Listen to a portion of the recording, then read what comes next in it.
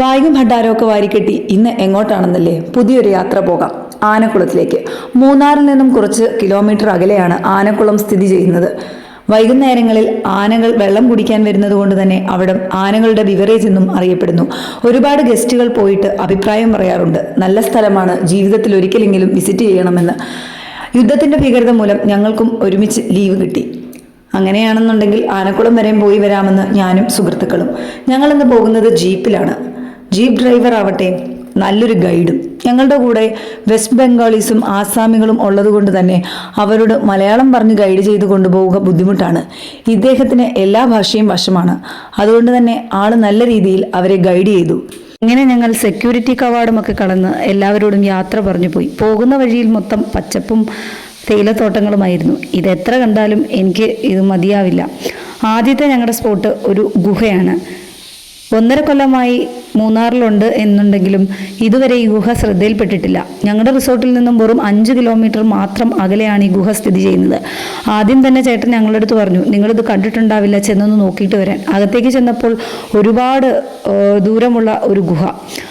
അതിൽ നിന്നും നാറ്റങ്ങൾ വമിക്കുന്നുണ്ടായിരുന്നു. ഈ ചെളിയും മഴയുടെ ചെളിയെല്ലാം കെട്ടിയിട്ട് നല്ല നാറ്റം വരുന്നുണ്ടായിരുന്നു. എങ്കിലും അത് നോക്കി നിന്നു. അതിനുള്ളിൽ നിന്ന് എന്തൊക്കെയോ സൗണ്ടുകൾ വരുന്നു. പിന്നെ ഈ കാണുന്ന മല, ഇത് ഫോറിനേഴ്സൊക്കെ നമ്മുടെ അടുത്ത് പെട്ടെന്ന് ഹൈക്കിങ്ങിന് ചെയ്യാൻ പറ്റുന്ന ഒരു സ്ഥലം ചോദിച്ചാൽ പറഞ്ഞു കൊടുക്കാവുന്നതാണ്. മൂന്നാറിലെ തന്നെ ഒരു ഉയർന്നു നിൽക്കുന്ന മല. പിന്നീട് ഞങ്ങൾ പോയത് ടീ മ്യൂസിയത്തിലേക്കാണ്. ഇവിടെ ചില സ്ഥലങ്ങളിലൊന്നും ക്യാമറ അലൗ ചെയ്യില്ല. എങ്കിലും ഞാനും രൂപയും അവിടെ നിന്ന് ഗൈഡുകൾ പറഞ്ഞ തേയിലയുടെ ഓരോ പ്രോസസ്സിങ്ങും അതിൻ്റെ ഓരോ പ്രാധാന്യങ്ങളും ഞങ്ങൾ വളരെയധികം കേൾക്കുകയും റെക്കോർഡ് ചെയ്യുകയും ചെയ്തു. കാരണം രാവിലെ ട്രക്കിങ്ങിന് പോകുമ്പം കൂടുതലായിട്ടുള്ള അറിവുകൾ ഗസ്റ്റിന് പകർന്നു കൊടുക്കുവാൻ അത് ഞങ്ങൾക്ക് വളരെ ഉപകാരപ്രദമായിരുന്നു. ഇതുപോലെ പുരാതന വസ്തുക്കൾ അവിടെ സൂക്ഷിച്ചിട്ടുണ്ട്. അതിനെല്ലാം ഫോട്ടോ എടുക്കുന്നതിൽ പ്രശ്നമില്ല. അതുപോലെ അവിടെ ഫാക്ടറി, അതുപോലെ തന്നെ ഈ മൂന്നാറിലെ മ്യൂസിയം, ടീ എങ്ങനെ വന്നു, ഇതിൻ്റെ പ്രത്യേകത എങ്ങനെയാണ്, ബ്രിട്ടീഷുകാർ എങ്ങനെ ഇത് കൊണ്ടുവന്നു, ഇങ്ങനെയുള്ള എല്ലാ ഡീറ്റെയിൽസും പറഞ്ഞു തരുന്ന ഒരു ഷോയും കൂടെ അവിടെ ഉണ്ടായിരുന്നു. കൂടെ വന്നവർക്കൊന്നും അത്ര അധികം ഇഷ്ടപ്പെട്ടില്ല എങ്കിലും ഞങ്ങൾക്ക് വളരെ പ്രയോജനകരമായിരുന്നു അത്. ഈ യാത്രയുടെ എൻ്റെ പ്രധാന ഉദ്ദേശവും ഇതിൽ ഏറ്റവും കൂടുതൽ ആഗ്രഹിക്കുകയും ചെയ്തൊരു സ്ഥലമാണ് അടുത്തത്. മൂന്നാറിൽ സ്ഥിതി ചെയ്യുന്ന 1991 സൃഷ്ടി ട്രസ്റ്റിന്റെ കീഴിൽ പ്രവർത്തിച്ചു വരുന്ന development activities in rehabilitative education എന്ന് പറയുന്ന ഒരു സ്ഥാപനമാണ്. ഡിസേബിലിറ്റീസ് ആയിട്ടുള്ള കുട്ടികളും അതുപോലെ മുതിർന്നവരും ജോലി ചെയ്യുകയും അവിടെ പഠിക്കുകയും ചെയ്യുന്ന ഒരു സ്ഥാപനമാണ്. ഇതിൻ്റെ ഉള്ളിൽ ഒട്ടും തന്നെ ക്യാമറ അനുവദനീയമല്ല. ഇവിടെ ഒരുപാട് മനോഹരമായ സ്ട്രോബെറി തോട്ടങ്ങളും പച്ചക്കറി തോട്ടങ്ങളും അവരുടെ പൂന്തോട്ടങ്ങളും അതുപോലെ തന്നെ അവർ ഉണ്ടാക്കുന്നതായ സാരി, തുണികൾ, പിന്നെ പേപ്പർ വർക്കുകൾ, അങ്ങനെ വിവിധതരം ഇതുണ്ട്. ഇതാണ് എൻ്റെ മെയിൻ ഉദ്ദേശം എന്ന് പറയുന്നത്.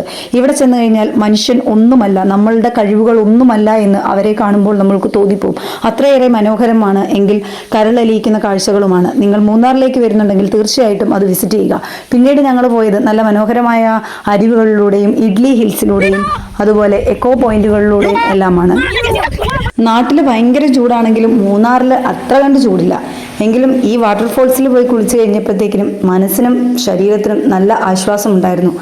മഴക്കാലത്ത് ഇവിടെ മൊത്തം വെള്ളമാണ്, പക്ഷേ വേനൽക്കാലത്താവട്ടെ ഈ ഒരു സൈഡിലും മാത്രമേ വെള്ളമുള്ളൂ. അധികം മഴക്കാലത്തെ പോലെ അധികം വെള്ളമില്ല എന്നുണ്ടെങ്കിലും നല്ല ഫോഴ്സ് ഉണ്ടായിരുന്നു വാട്ടർഫോൾസിന്. ഇവിടെ ഡ്രസ്സ് ചേഞ്ച് ചെയ്യാനും വാഷ്റൂം യൂസ് ചെയ്യാനും ഒക്കെ വളരെ സേഫ് ആയിട്ടുള്ള പ്ലേസസ് ലേഡീസിന് അവൈലബിൾ ആണ്. ലേഡീസിന് മാത്രമല്ല ജെൻസിനും. അങ്ങനെ ഞങ്ങൾ അവിടുത്തെ കുളിയൊക്കെ കഴിഞ്ഞ് അടുത്ത സ്ഥലത്തിലേക്ക് നീങ്ങി. പോകുന്ന വഴിയിൽ ഇവിടെ ഒരു സിപ്പ് ലൈൻ ഉണ്ട്. അത്യാവശ്യം ഹൈറ്റ് ഏറിയ ഒരു സിപ്പ് ലൈനാണ്. അപ്പോൾ എൻ്റെ കൂടെ ഉണ്ടായിരുന്നവരൊക്കെ കയറി. ഞാൻ കയറാഞ്ഞതിന് കാരണം ഞാൻ നേരത്തെ പറഞ്ഞിട്ടുണ്ടല്ലോ, വണ്ടിയിലൊക്കെ കയറി കഴിഞ്ഞു കഴിഞ്ഞാൽ എനിക്ക് ചെറിയ ഛർദിലിൻ്റെ അസുഖമുണ്ട്. അതുകൊണ്ട് ഈ ഒരു സാഹസത്തിന് ഞാൻ മുതിർന്നില്ല. അഥവാ ഞാൻ കയറിയിരുന്നെന്നുണ്ടെങ്കിൽ മേളിൽ നിന്ന് താഴത്തേക്ക് ഞാൻ നല്ല ചോറിൻ്റെ മഴയൊരുക്കിയേനും, അതുപോലെ ഛർദ്ദിച്ചേനും. അങ്ങനെ ഫൈനലി ഞങ്ങൾ ആനയെ കണ്ടു. ഇവർക്ക് മെസ്സേജ് വരും കേട്ടോ ആന ഇറങ്ങുന്ന സമയത്ത്. ഞങ്ങൾക്കൊരു ഭാഗ്യമുള്ളത് കൊണ്ട് ഒരു 4 മണിയൊക്കെ ആയപ്പോഴത്തേക്കിനും ആനയൊക്കെ വന്നു. വൈകുന്നേരം വരെ വെയിറ്റ് ചെയ്തപ്പോഴത്തേക്കിനും ഒരു 6:30 ആയപ്പോഴത്തേക്കിനും കുറേ ആനകൾ വന്നിട്ടുണ്ടായിരുന്നു. അപ്പം ഫൈനലി ഞങ്ങൾ ആനയെല്ലാം കണ്ട് ഭയങ്കര സന്തോഷത്തിലാണ്. അപ്പം നിങ്ങൾക്ക് എൻ്റെ ഈ ഒരു ചെറിയ വ്ലോഗ് ഇഷ്ടപ്പെട്ടെന്നുണ്ടെങ്കിൽ ലൈക്ക് ചെയ്യുക, ഷെയർ ചെയ്യുക, കമൻറ്റ് ചെയ്യുക, അതുപോലെ തന്നെ സബ്സ്ക്രൈബ് ചെയ്യാനായിട്ട് മറക്കരുത്. ഒച്ചഴയുന്നതും എൻ്റെ സബ്സ്ക്രൈബ് കൂടുന്നതും ഒരുപോലെയാണ്, രണ്ടും പതുക്കെ ഉള്ളൂ. അപ്പം നിങ്ങൾ ആ ഒച്ചഴയുന്നതിന് ഒന്ന് കുതിര ഓടുന്ന പോലെ ആക്കി തരാനായിട്ട് പ്രത്യേകം അഭ്യർത്ഥിക്കുന്നു. അപ്പോൾ അടുത്തൊരു വീഡിയോയിൽ കാണുന്നവരെ ബൈ ബൈ.